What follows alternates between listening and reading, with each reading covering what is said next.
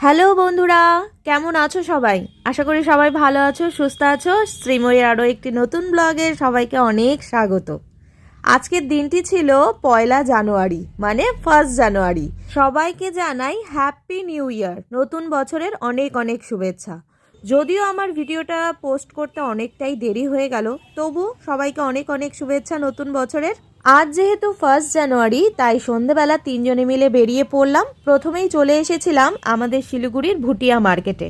প্রত্যেকবার শীতকালেই এখানে আমরা আসি, কিছু না কিছু কেনাকাটা করার থাকেই। আর প্রথমেই তো এখানে ঢুকেই চোখগুলো আটকে যায়। এত সুন্দর সুন্দর কোট, তারপরে উলের কুর্তি, বিভিন্ন জিনিসগুলো এত সুন্দর হয়। তবে কোনো লাভ নেই, কারণ এবার আমার জন্য কিছু কেনাকাটা করব না, মেনলি এসছি মেয়ের জন্য কিছু কিনবো বলে। কলেজে যাওয়ার জন্য ওর একটা হাইনেক লাগবে, মানে শার্টের ভেতরে পরার জন্য, তো সেটাই নেব। আর দেখি টুকটাক কিছু নেওয়া যায় কি না।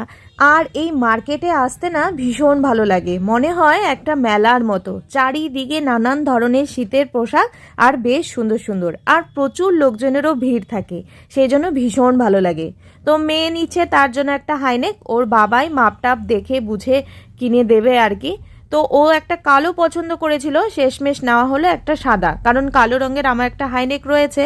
তাই মেয়ে বললো তাহলে আমি একটা সাদা নিয়ে নিই। আর এই যে এই টুপিগুলো, টুপি ঠিক নয়, ওই কানপট্টি বলতে পারো, এইগুলো দেখে আমার মেয়ের ভীষণ পছন্দ। তা আমি একটা নিয়ে নিলাম আমার জন্য, এই যে একটা কানপট্টি। কিছুই নেব না ভাবলাম, তাই কর্তামশাইকে বললাম অন্তত একটা কানপট্টি কিনে দাও, কারণ আগেরটা আমার নষ্ট হয়ে গেছে।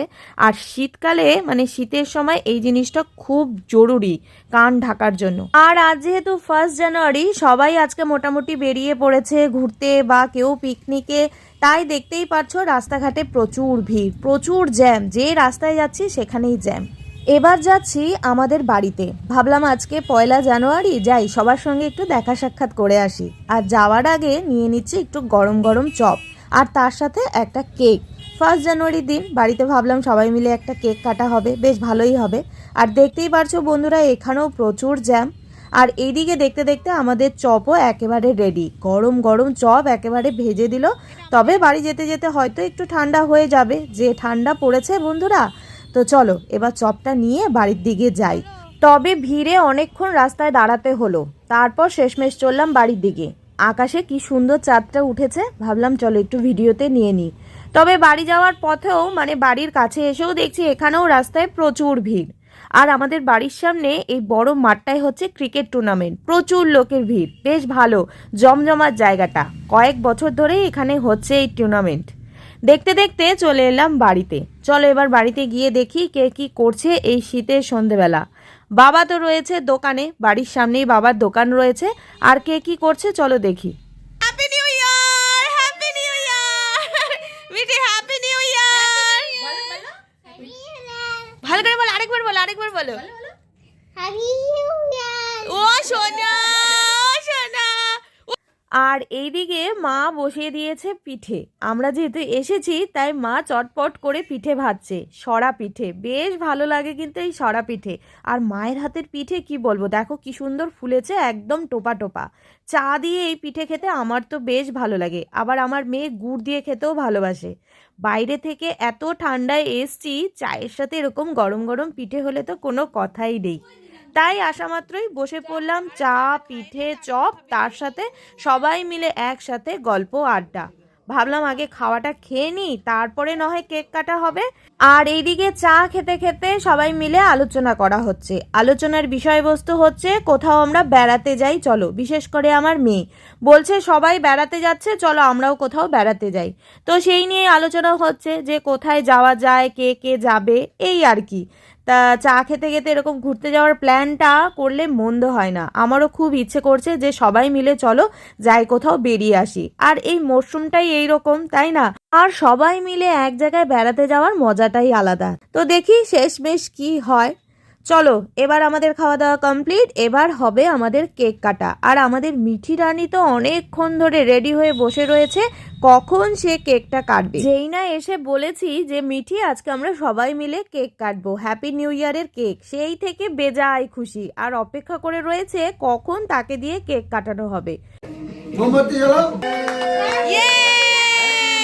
Happy new year Mithi. হ্যাঁ মা ধরো happy new year Mithi, happy new year. তো চলো বন্ধুরা, আমাদের কেক কাটা হলো। যার জন্য আজকে এখানে আসা, ভাবলাম বছরের প্রথম দিন বাড়িতে সবাই মিলে একসাথে হয়ে একটু আনন্দ হই হুল্লোড় করি। এই বিশেষ দিনগুলোতে সবাই মিলে একসাথে হলে বেশ ভালো লাগে, তাই না? তো কালও ছিল 31শে ডিসেম্বর, মানে বছরের একেবারে শেষ দিন। সেদিনকে আমরা সব বন্ধু বান্ধব, মানে আমাদের পাড়ার প্রতিবেশী সবাই মিলে পিকনিক করেছিলাম, দারুণ হই হুল্লোড় করে বছরটা শেষ করেছি। আর আজ যেহেতু বছরের প্রথম দিন, তাই ভাবলাম চলো আজকে বাড়িতে গিয়ে সবাই মিলে একসাথে হয়ে আবার ভালো কিছুটা সময় কাটাই। এগুলোতে আমাদের কাছে স্মৃতি হয়ে থাকবে। তো চলো বন্ধুরা, কেক কাটা হলো, এবার তো খাওয়ার পালা। আর বেশিক্ষণ অপেক্ষা নয়, কেকটা বেশ ভালো ছিল। তো সবাই মিলে কেক কাটা হলো, অনেক গল্প হলো, খাওয়া দাওয়া হলো। Happy new year! কাকা এসে happy new year! This is for you.